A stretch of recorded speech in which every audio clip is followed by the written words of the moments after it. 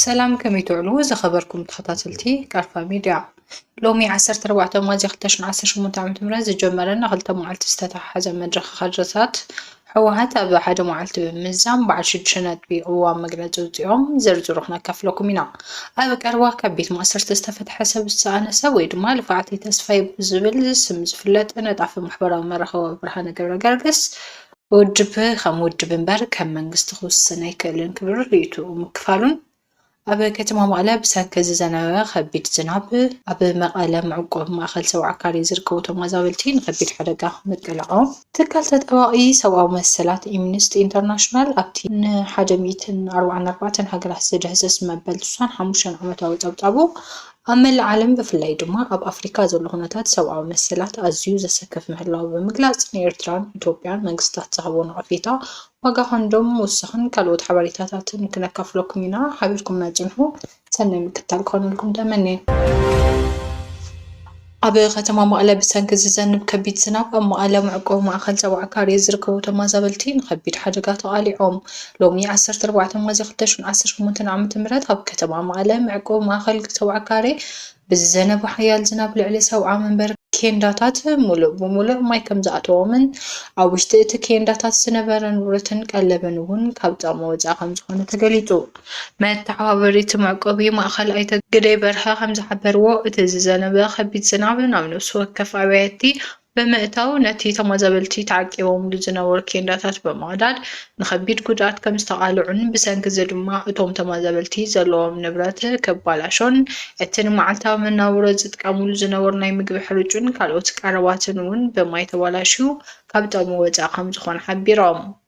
እቲ ሓደጋን እቲ ኣብ ከቢድ ቁጠባውን ስለልቦናውን ቅልውላው ዝርከብ ህዝቢ ተወሰኺ ፀገም ከም ዝፈጠረሉ ዝሓበሩ ኣይተ ግደይ መንግስታዊ ትካላት ገበርቲ ሰናይን ሰብኣዊ ሓገዝ ዝቐርቡ ኣካላትን ካልኦትን ነቲ ኩነታት ተገንዚቦም ህፁፅ ሰብኣዊ ምላሽ ክህቡ ፀዊዖም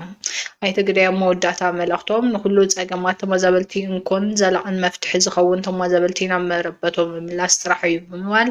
ዝምልከቶም ኣካላት ካልኦት ጉዳያት ብምፅናሕ ተመዛበልቲ ናብ ቦታኦም ዝምለስሉ ኩነታት ምምቻው ብዕቱብ ክሰርሕሉ ተማሕፂኖም ውድብ ከም ውድብ እምበር ካብ መንግስቲ ክውስን ኣይኽእልን ክብል ነጣፍ ማሕበራዊ መራኸቢ ብርሃነ ገብረገርግስ ገሊፁ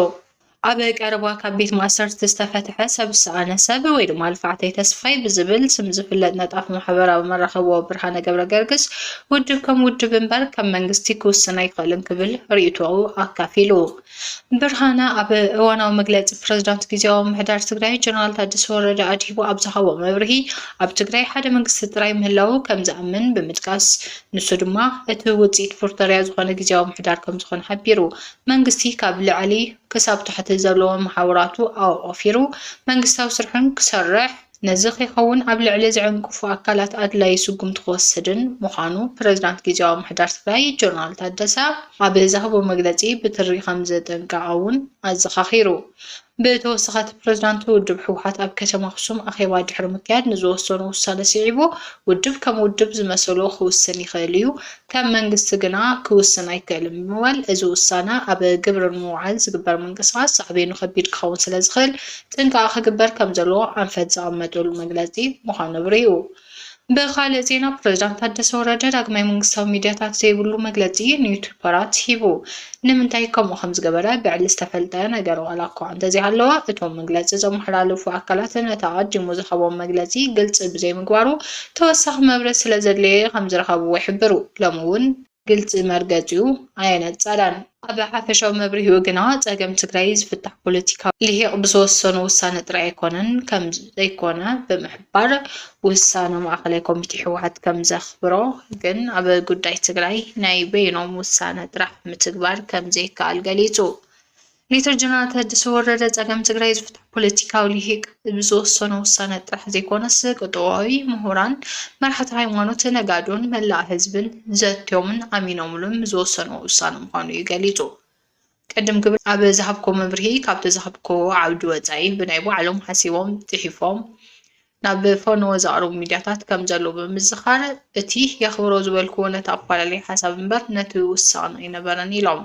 ሕዚ ዘሎ ዝተሓላለኸ ፀገም ትግራይ ልዕሊ መንግስቲ ውድብ ሕወሓትን ካልኦት ፖለቲካዊ ውድባትን እዩ ዝበሉ እቶም ፕረዚዳንት ፀገም ትግራይ ዝፍታሕ ውሕዳት ብዝወሰንዎ ብይናዊ ውሳነ ዘይኮነስ ህዝቢ ዘትዩን ኣሚኑሉን እንትውሰን እዩ ኢሎም ትግራይ ኣብ ተኣፋፍ ዞባ ኣብ ዘላትሉ ብዙሓት ተጋሩ ጉዳይ ትግራይ ይግበአኒ እዩ ኣብ ዝብሉሉን ግዜ መዋፅኦ ትግራይ ኩሉ ትግራዋይ ኣሳቲፍካ ዝውስን ውሳነ እዩ ኢሎም ትካል ተጠባቂ ሰብኣዊ መሰላት ኣምነስቲ ኢንተርናሽናል ኣብቲ ን144 ሃገራት ዘደህስስ መበል 65 ዓመታዊ ፀብፃቡ ኣብ መላእ ዓለም ብፍላይ ድማ ኣብ ኣፍሪካ ዘሎ ኩነታት ሰብኣዊ መሰላት ኣዝዩ ዘሰክፍ ምህላው ተሓሳሲቡ እቲ ኩነታት ሰብኣዊ መሰላት ዓለም 2026 ብዝብል ኣርእስቲ ዝወፀ ሰነድ ኣብ መላእ እታ ኣህጉር መለካውያን ስርዓታት ዝያዳ ይሕይሉን ናጽነት ምግላጽ ሓሳባት ይጸብብን ምህላው ብሰፊሑ ተንቲኑ መንግስታት ስልጣኖም ንምሕላው ክብሉ ኣገልግሎት ኢንተርኔት የቋርጹ ሰላማዊ ሰልፍታት ብሓይሊ ይብትኑ ከምኡውን ንናጻ ትካላት ፍርዲ ይጭፍልቁ ምህላዎም ኣጠንቂቑ እዚ ፖለቲካዊ ፀገም እዚ ምስቲ ኣህጉራዊ ሰብኣዊ ሓገዛት ብምቁራጹን ብሰንኪ ለውጢ ኩነታት ኣየር ዝመጽእ ዘሎ ድርቅን ውሕጅን ተደሚሩ ንኣፍሪካውያን ኣብ ትሕቲ ከቢድ ሰብኣዊ ቅልውላው ኣውዲዕዎ ይርከብ ክብል ስጋኣቱ ገሊጹ ኤርትራ ገደብ ኣልቦ ማእሰርትን ስግረ ደቡባዊ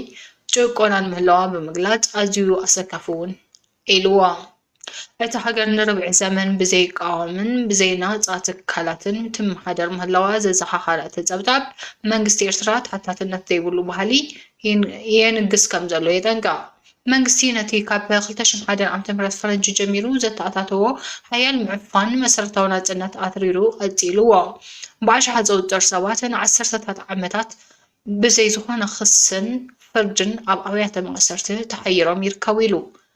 እዚ ድማ ኣብቲ ሃገር ንዝሰፈነ ባህሊ ምስዋር ዘንጸባርቕ እዩ ዛጊዳይ ዘይብሎም ላዕለዎት ሰበስልጣናት ጋዜጠኛታት ናይ ዝቐጸለ ገሰት ህያው ምስክር ኮይኖም ይቕጽሉ ክብል ኣብርሂቡ እቲ ንመናእሰያት ካብ ህይወቶም ብምንጻል ከም መሳርሒ ዘገልግል ዘሎ ገደብ ኣልቦ ሃገራዊ ኣገልግሎት ኣብቲ ጸብጻብ ባርነት ዝመስል ግዱድ ዕዮ ብምባል ተገሊጹ መናእሰያት ካብ ስድራ ቤቶምን ትምህርቶምን ተነፂሎም ኣብ ባርነት ዝመስል ኩነታት ክሰርሑ ይግደዱ ኣለዉ እዚ ድማ ንቁጠባውን ማሕበራውን ውሕስነት ዜጋታት ኣዕንዩ ይርከብ ኢሉ ካብዚ ሓሊፉ መንግስቲ ኤርትራ ነቲ ኣብ ውሽጢ ሃገር ዘሎ ጭቆና ናብ ደገ ብምስፋሕ ስግረ ደባዊ ጭቆና የካይድ ኣሎ ኢሉ ኣብ ስደት ዝነብሩ ተቃወምቲ ንምሽቁራር ንምፍራሕን ኣብ ዓዲ ዘሎ ቤተሰቦም ንሓደጋ ምቅላዕ ቆንስላዊ ኣገልግሎት ምክልኻልን ሰለላ ምውፋርን ከም ቀንዲ ስልቲ ይጥቀሙሉ ክብል ወቂሱ ብዘይካዚ ሃይማኖታዊ እምነቶም መሰረት ብምግባር ዝእሰሩ ዘለዉ ዜጋታት ቁፅሮም ይውስኽ ምህላውን ኣብታ ሃገር ነፃ መራኸቢ ብዙሓን ወይ ማሕበራዊ ጉጅለታት ፈፂሙ የለውን ይብል ሰራዊት ኤርትራ ኣብ ክልል ትግራይ ኣብ ልዕሊ ሰላማውያን ሰባት ብዛዕባ ዝፈጸሞ ገሰት ክሳብ ሕጂ ዝተገብረ ናይ ምርመራ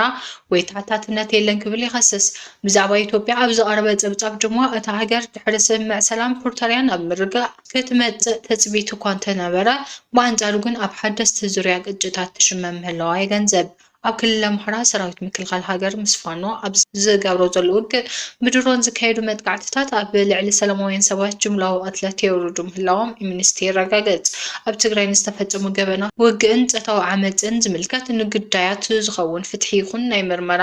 ዛጊዳይ ተረኣየን እዚ ተሓታትነት ዘይምህላው ድማ ኣብታ ሃገር ባህሊ ግሰት ክሰፍሕን ገበነኛታት ከይተሓተቱ ክነብሩን ዕድል ሂብሎ ኢሉ መንግስቲ ኣዋጅ ህፁፅ ግዜ ካብ ምክንያታ በመጥቀም በኣሽሓ ዘወጠሩ ዜጋታት ጋዜጠኛታትን ፖለቲከኛታትን ብዘይ ፍርዲ ይኣስር ምህላው ቃሊዑ ክልል ኦሮሚያ ኣብ መንጎ ሰራዊት መንግስትን ግንባር ሓርነት ኦሮሞን ብሰንኪ ዘሎ ውግእ ኣብ ኣሰካፊ ደረጃ ከም ዝበፅሐ ይገለጽ ገንዘብ ንምርካብ ዝግበር ጭወያ ብናህሪ ይውስኽ ምህላውን ሚልዮናት ዜጋታት ካብ መረበቶም ተፈናቒሎም ኣብ ከቢድ ሕፅረት ምግቢ ይርከቡ ምህላዎምን ኣረጋጊጹ እዚ ፖለቲካዊ ግጭት ምስ ዘጋጥም ዘሎ ምቁራፅ ሰብኣዊ ሓገዝን ቅጥዋዊ ፀገማትን ተደሚሩ ንኢትዮጵያውያን ኣብ ትሕቲ ከቢድ ሰብኣዊ ቅልውላው ኣውዲዕዎም ይርከብ ኣብ ኢትዮጵያ ዝርከቡ ኤርትራውያን ስደተኛታት እውን ካብ ማዕስከራት ክጭወይን ተገዲዶም ናብ ሃገሮም ክምለሱን ብምግባር ንሂወቶም ኣብ ሓደጋ የውድቖም ኣለዎም ካብ ታሕሳስ 2024 ክሳብ 27 ለካቲት 2025 ኣብ ዘሎ ግዜ ኣብ ኢትዮጵያ ኣብ ዋሕቲቶም ዝነበሩ ልዕሊ 600 ኤርትራውያን ተገዲዶም ናብ ኤርትራ ተመሊሶም ኣለዉ። መንግስቲ ኤርትራ ድማ ነቲ ንሳቶም ዘቕረብዎ ናይ ዕቑባ ሕቶ ከም መርትዖ ከዳዕቲ ሃገር ገይሩ ወሲድዎ ኣሎ ኢሉ። ኣምነስቲ ኢንተርናሽናል ኣብ መደምደምትኡ መንግስቲ ኢትዮጵያ ንኩሎም ግጭታት ብዘታ ክፈትሕን ንዝተፈጸሙ ገሰታት ድማ ተሓታትነት ከረጋግጽ ጻውዒት ኣቕሪቡ። ሎሚ 14 ሚያዝያ 2018 ዓመተ ምህረት ዝጀመረ ንኽልተ መዓልቲ ዝተተሓዘ መደራደሪታት ሕወሓት ኣብ ሓደ መዓልቲ ብምዛም በዓል 6 ነጥቢ ቅዋም መግለጺ ኣውፅኡ። ማእከላይ ኮሚቴ ሕወሓት ኣብ ከተማ ኣክሱም ንዝወሰኑ ውሳነ ስዒቡ ኣመራርሓ ወረዳ ከተማን ዞባን ከምኡውን ላዕለዎት ኣመራርሓ ህዝባዊ ወያነ ሓርነት ትግራይ ኣብ ከተማ መቐለ ተኣኪቡ ድሕሪ ምዝታዩ ቅዋም መግለጺ ኣውፅኡ። ኣብ መግለጺኡ ብግዜያዊ ምምሕዳር ምቕጻል ትርጉም ናብ ዘይብሉ ብርኪ ስለ ዝወረደ ተወንዚፉ ዝጸንሐ ቤት ምክሪ መንግስቲ ትግራይ ናብ ስሩዕ ስራሑ ምምላስ እዋናውን ታሪኻውን ጠለብ ህዝብና እዩ ብምባል ኣስታት 2.8 ሚልዮን ህዝቢ ዝተሳተፈሉ ዕውት መረፃ ዝተመረፀ ቤት ምክሪ ክምለስ ዝተወሰነ ውሳነ ከም ዘድግፍ ገሊጹ። ናይዚ ምክንያትን ትግለጽ ድማ ስምዕ ፕሪቶርያ ዋላ እኳ ንመኸተና ዝጎድኡ ነጥብታት ዘካተተ እንትኾነ ህዝቢ ትግራይን መሪሕ ውድብ ሕወሓትን ንሰላም ካብ ዘለዎም መትከላዊ እምነት ብምግሃስ ዋጋ እንኸፈሉን ተፈጻምነት ተስምዕ ዘይተሐለለ ጻዕር ከም ዝገበሩ ይሕብር እሞ ስርዓት ብልጽግና ድማ በአንጻሩ ተስምዕ ከም መቐጸሊ ነቲ ዝኣውጆ ጀኖሳይድ እናተጠቐመሉ ከም ዘጸንሐ ሓቢሩ። ህዝቢ ትግራይን መሪሕ ውድብ ሕወሓትን ግን ዋላ እኳ ስርዓት ብልጽግና ንስምዕ ፕሪቶርያ ብግልጺ እንተፍረሶ ምእንተ ሰላም ክብሉ እቲ ስምዕ ክትግበረ ማሕበረሰብ ዓለም ካብ ምፍራስ ከድሕኖን ንነዊሕ እዋን ክምሕፀኑ ጸኒሖም እዮም። ሕዚ ግን ልዕሊ እዚ ምጽማም ከም ህዝቢ ህልውናኻ ኣብ ሓደጋ ምእታው ስለ ዝኾነ ስርዓት ብልጽግና ነቲ ስምዕ ብግልጺ ስለ ዘፍርሶ ብግዜያዊ ምምሕዳር ምቕጻል ትርጉም ናብ ዘይብሉ ብርኪ ስለ ዝወረደ ተወንዚፉ ዝጸንሐ ቤት ምክሪ መንግስቲ ትግራይ ናብ ስሩዕ ስርሑ ምምላስ እዋናውን ታሪኻውን ጠለብ ምዃኑ ገሊጹ። ብመንጽር እዚ ድማ 6 እዋን መግለጺ ኣውፅኡ ቃል ብቓል ከምዚ ኢሉ። ቀዳማይ ማእከላይ ኮሚቴ ውድብና ሕወሓት ዝተወንዘፈ ቤት ምክሪ መንግስቲ ትግራይ ናብ ስሩዕ ስርሑን ንኽምለስ ዝሓለፈ ውሳነ ህዝቢ ትግራይ ከም ህዝቢ ኣንጻላልይዎ ንዘሎ ሓደጋ ህልውና ዝተረድአን ህዝብና መቃለሲ ማእከል ክህልዎ ዝገብርን ውሳነ ስለ ዝኾነ ተግባራውነቱ ግቡእና ክንፍጽም ኢና። ካልኣይ ማእከላይ ኮሚቴ ውድብና ሕወሓት ዋላ እኳ እቲ ሓላፍነት ናብ ቤት ምክሪ መንግስቲ ትግራይ እንተኾነ ኣብ ኣጣይሻ ፈጻሚ ኣካል መንግስቲ ትግራይን ንኩሎም ዓቕምታት ምኸተ ዝሓቆፈ ክኾን ከም ዝግባእ ዘቐመጦ ኣንፈት ንህሉ ኩነታት ምኸተና ዘጋናዘበን ዓቕምታትና ወዲብና ንዝመፀና ብድሆታት ክንምክት ዘኽእል ውሳነ ስለ ዝኾነን ንተግባራውነቱ እጃምና ክነውፅእ ኢና ይብል። እቲ ሳልሳይ ድማ ንዕውትነቱ ስራሕቲ እዚ ኣብ ፈታኒ እዋን ህዝቢ ትግራይ ንምምራሕ ሓላፍነት ዝሽክም ዘሎ ቤት ምክሪ መንግስቲ ትግራይ ካቢኔ ትፅቢት ዝገብር ኩሉ ክንፍጽም ቃል ንኣቱ። ራብዓይ ማእከላይ ኮሚቴ ውድብና ሕወሓት ምስ ስርዓት ብልጽግና ዘለዎ ኣፈላልያት ብዘተን ድርድርን ክፍትሑ ከም ዘለዎም ዘሕለፎ ውሳነ ንመትከላዊ እምነት ህዝብናን ውድብናን ዝኾነ ሰላም ሕዚ እውን ዕድል ዝህብ ስለ ዝኾነ ካባና ትፅቢት ዝግበር ኩሉ ክንፍጽም ቃል ንኣቱ። ሓምሻይ መላእ ኣብ ውሽጥን ወፃእን እትርከብ ህዝብና እቲ ንዓመታት ዝተቃለስካሉን ክቡር መስዋዕቲ ዝኸፈልካሉን መሰል ዓርሲ ውሳነኻ ንምርጋጽ ኣብ ዝግበር ቃልሲ ሎሚ እውን ከም ወትሩ ወሳናይ ታራኻ ከም ትወፃእ ነተማመን። ንሕና ኣመራርሓ ውድብካ ሕወሓት ድማ መሪሕ እጃምና ከም ንወፃእ ክንረጋግፀልካ ንፈቱ ይብል። ሻድሻይ ንብሄራዊ ህልውናን ረብሓን ህዝቢ ትግራይ እትቃለሱ ፖለቲካዊ ውድባት ትግራይን ደገፍቲ ቃልስናን ኣብ ንምርጋጽ መሰል ዓርሰ ውሳነ ህዝቢ ትግራይ ኣብ ንገብሮ ቃልሲ ኣብ ጎንና ኮይንኩም ደገፍኩም ክትገልጹ ጻውዒትና ንቕርብ ብምባል ከምቲ ልሙድ ብሙሉእ ድምፂ መግለፂ ዕዋም ወፅዲቑ። ኣብ ክልል ኣምሓራ ዞባ ደቡብ ጎንደር ኣብ እትርከብ ንእሽቶ ከተማ ሳሊ ሰራዊት ኢትዮጵያ ብዝፈጸምዎ መጥቃዕቲ 7 ሰባት ከም ዝሞቱን ኣብ ልዕሊ ሓንቲ ቤተክርስትያን ጉድኣት ከም ዘብጽሑን ተሓቢሩ። ኣብቲ ብዓርቢ 9 ሚያዝያ 2018 ዓ.ም ዝተፈጸመ መጥቃዕቲ ዝሞቱ ሰባት 2 ዲያቆናት ቤተክርስትያን፣ 1 ምርጌታ ሓኪም እንስሳታትን 3 ሓረስቶትን እዮም። እቶም ኣገልገልቲ ቤተክርስትያን ቅዳሴ ፈጺሞም ክወጹ እንከለዉ ኣብ ውሽጢ ቁጽሪ እታ ቤተክርስትያን ከም ዝተቐተሉ የመላኽት። እቶም 3 ሰባት ኣብ ገዝኦም እቲ ሓደ ሰብ ድማ ኣብ ጽርግያ ተቐቲሎም። ኣብ ማሕደርቲ ወረዳ ላይ ጋይንትን ዞባ ደቡብ ጎንደርን ርእይቶ ክህቡ ቢቢሲ ሓቲቱ እኳ እንተነበረ እቶም ሓለፍቲ ክዛረቡ ፈቃደኛታት ከም ዘይኮኑ ይግለጽ። እቲ መጥቃዕቲ ዝተፈጸመላ ከተማ ሳሊ ካብ ርእሲ ከተማ እቲ ዞባ ዝኾነት ንፋስ መውጫ 25 ኪሎ ሜትር ርሒቓ ትርከብ ኮይና ኣብ ትሕቲ ቁፅር ሓይልታት ፋኖ ከም ዘላ ነበርቲ ይገልጹ። ሓደ ነባሪ እታ ከተማ ነቲ ቅድሚ እቲ መጥቃዕቲ ዘጋጠመ ግጭት ክግለጽ ከሎ ዓርቢ ንመረፃ ዝምልከት ኣኼባ ክገብሩ መፂኦም ዕጡቓት ፋኖ ናይ ምንታይ መረፃ እዩ ኢሎም ክንቀሳቐሱ ተተኪስዎም ካብኡ ሙሉእ መዓልቲ ተኽሲ ውዒሉ ኢሉ ኣገልገልቲ ቤተ ክርስቲያን ደብረ ብርሃን ሳሊ በዓለ እግዚኣብሔር ኣብ ዝሃብዎ ቃል እቲ ግጭት ድሕሪ ቅዳሴ ንክርስትና ዝተዳለወ ፀበል እናተኸፈሉ ከለው ከም ዝተለዓለ ሓቢሮም ብርክት ዝበሉ ወታደራዊ መንግስቲ ናብ ቤተ ክርስቲያን ከም ዝኣተው እውን ንዓይኒ መሰኻኽር ገሊፆም እቶም ወታደራት ንክልተ ሓለውቲ ቤተ ክርስቲያን ወቂዖም ድሕሪኡ ናብቲ ቁፅሪ ከም ዝኣተው እቶም ብሂወት ዝተረፉ ኣገልገልቲ ሓቢሮም ወሲኾም ቅድሚ ካብ ቤተ ክርስቲያን ክወፁ ምግዳዶም መጀመርያ ብጠመንጃ ከም ዝወቅዕዎም 7 ዝኾኑ ኣገልገልቲ ብከብዶም ኣብ መሬት ክድቅሱን ክንብርከኹን ምስ ተገብሩ ድማ ተኽሲ ከም ዝኸፈቱ ይዛረቡ። እቲ ዝዓበየ ኩባንያ ኣፍራይ ኮንዶም ዓለም ካርክስ ብሰንኪ ውግእ ኢራን ነቲ ፍርያት ዘድልዮ ዓረብ ንጥረ ነገራት ምቁራፅ እንተዳቐፂሉ ዋግኡ ክሳብ 30 ሚእታዊ ወይ ካብኡ ንላዕሊ ክውስኽ ምዃኑ ፍሊጡ። ኣብ ማልጅያ ዝርከብ እዚ ኩባንያ ኣብ ዓመት ካብ 5 ቢልዮን ንላዕሊ ኮንዶም የፍሪ። ዋና ኣካየዲ ስራሕ ካሬ ስጉኽ ሚያህ ኪያት ንመራኸቢ ብዙሓን ከም ዝገለጾ እቲ ግጭት ካብ ዝጅምር ኣትሒዙ ወፃኢታት ምህርቲ ብልዑል ደረጃ ወስቲኽሎ ቴሄራን ኣሜሪካን እስራኤልን ውግእ ካብ ዝኸፍታላ ግዜ ኣትሒዛ ኣብ መጻዊ ክሩም ዝንቀሳቐስ መራኸቢ ብምዕጋት ቀረብ ነዳዲ ዓለም ብከቢድ ተሰናኺሉ ኣሎ። እቲ መፍረይ ኮንዶም ድማ ነቲ ለጊቡ ንኽጸንሕ ዘገልግል ኣሞንያ ሲሊኮን ዘለዎም መለሰለስቲ ንምፍራይ ካብ ነዳዲ ዝርከቡ ምህርትታት እዩ ዝጥቀም። ሎሚ ዓመት ጠለብ ኮንዶም 30 ሚእታዊት ወሰኽ እኳ እንተረኣየ ብሰንኪ ወሰኽ ወፃኢታት ጽንዕነትን ምቁራፅ ጉዕዞ መራኸባትን ግን ሕፅረት ተፈጢሩ ከም ዘሎ ገሊጹ።